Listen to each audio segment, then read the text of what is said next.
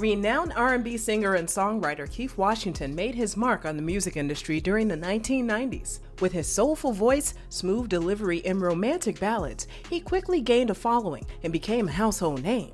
Washington's career spanned several decades, and he has worked with some of the biggest names in the industry, including Quincy Jones. Success and stardom subsequently came quick and fast for Keith Washington, a period which he seemingly found it difficult to adjust to. In this video, we'll be exploring his breakout career as a singer, how this affected his relationships, and his drama with Aretha Franklin. Be sure to like this video, subscribe to the channel, and hit the notification bell to enjoy more celebrity gossip. Keith Washington's rise to fame was nothing short of impressive, emerging as a shining star among many talented performers. Hailing from a family with a history of success in the entertainment industry, including Gino and Shirley Washington, and Olympic sprinter Evelyn Ashford, it's clear that success runs deep in the Washington family. But for Keith, it took a combination of hard work, discipline, and an unwavering desire to succeed and make his mark in the industry. And make his mark he did. Before gaining success as a recording artist, Keith Washington garnered recognition for his songwriting skills. He co-wrote the #1 R&B hit Hey Lover for Freddie Jackson in 1988.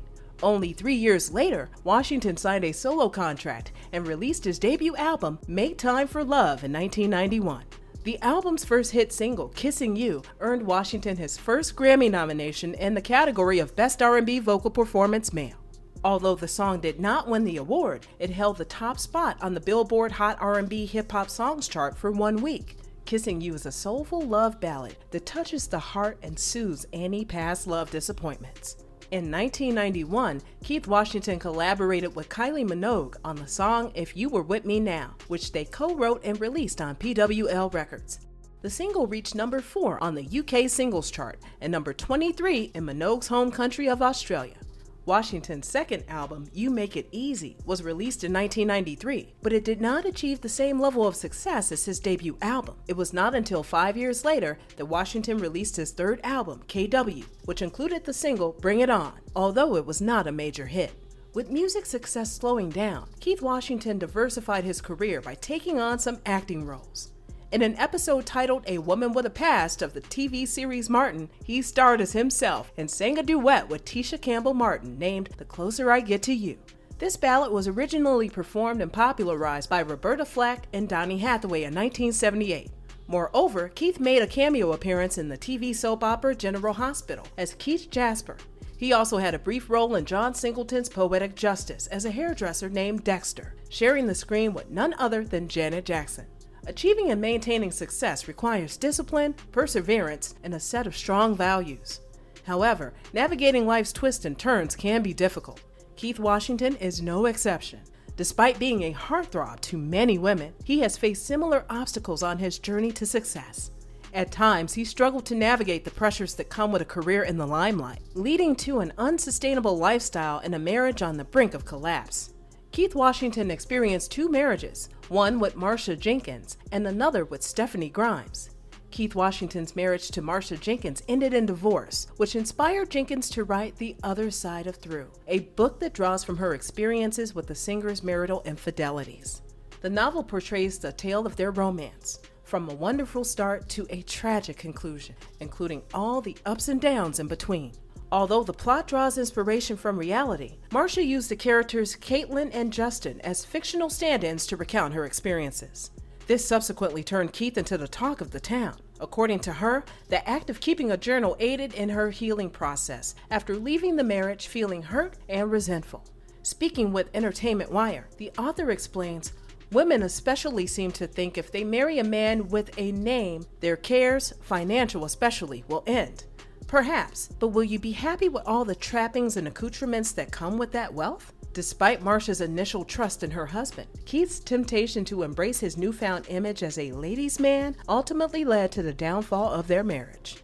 Marsha went on to further explain that the pivotal moment in their relationship occurred when she saw the intense adoration of Keith's female fans at a women-only concert. And it seems as though Keith has also acknowledged the impact that his fame persona had on his marriage and love life. As he explained to Unsung in an interview, "You know, all of the fame was brand new to me, and the whole world opened up to me with opportunities. My regret is that because I knew I had a good wife, I know I had a great wife actually. Someone who really stood by me through my hardships of coming up. I became more of acting as though I'm a single man than a married man. You know you can't do wrong and expect the right to come out of it. It was tough on her. Later on, in June 2009, Keith married Stephanie Grimes, his long-term girlfriend who currently holds an executive position for the city of Detroit. Unfortunately for Keith, this also ended in divorce. Plus, the tragic death of his mother plunged him into a state of depression. Overcoming these challenges required him to develop patience, persistence, and courage, which he now considers essential tools in his career journey. And unfortunately for Keith, the drama doesn't end there. In December 2010, Keith Washington found himself embroiled in controversy surrounding famed vocalist Aretha Franklin. Although the two are friends, it seems as though an intimate conversation between the two was made public by the Candlelight and You singer during his radio show Kisses After Dark on WDMK 105.9 Kiss FM in Detroit. This was especially problematic as this was during a period where Aretha was struggling with her health. The conversation can be heard as such. Is there any possible way that I could, at your discretion, just get a brief interview with you because all of your fans have just been calling the station so concerned? When I feel better, Keith. But are you okay? We're waiting for confirmation from the doctors. Following their conversation, Keith can be heard in the studio speaking to another person in the recording. Just talking to her right now and hearing her say that they are waiting for certain things is kind of touchy and becomes sensitive to me because if there was nothing wrong, they wouldn't be waiting on results. Keith later made an appearance on Detroit's Fox 2 local news to provide an update on Franklin's health. It's all very messy, especially as he is a singer who hasn't enjoyed the success that he had hoped during the latter stages of his career. Coincidentally, it seems as though Keith is using Aretha's health to promote his radio show. As a friend, he should have requested permission to record her conversation and only shared information that Aretha had authorized him to disclose. This behavior is disappointing and clearly disrespectful to their friendship. The crooner has since come out with a statement where he did not seem apologetic at all. I called Aretha Franklin because it had just come to my attention she had to cancel her tour plans for the next 6 months due to health issues. Since Aretha's been sick, I've been heartsick. Our conversation was captured on the live radio stream, as are others, but I was not aware her end of the conversation was audible to the microphone. At no time was our conversation aired or broadcast on the radio, like many blogs and even reputable news organizations have claimed. All I can say is that I've been talking about Aretha to my fans for years, and me sharing my feelings about her with my audience was nothing unusual for me. In fairness to him, however, he did end the statement with, "I am troubled by how the video has been received, not for myself, but for any pain it caused my friend."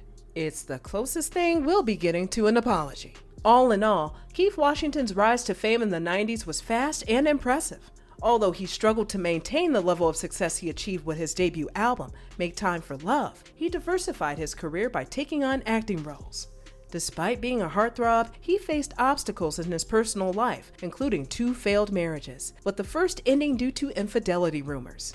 His first wife, Marsha Jenkins, wrote a book inspired by her experiences with the singer's marital infidelities, further adding to his scandalous reputation. Keith has acknowledged the impact of his fame on his personal life and has expressed regret for his actions. Despite the controversies, Keith Washington's music still resonates with his fans, and his smooth delivery and soulful voice continue to impress. Thank you for watching, and don't forget to like this video, subscribe to the channel, and hit the notification bell for more breakdowns on celebrity careers.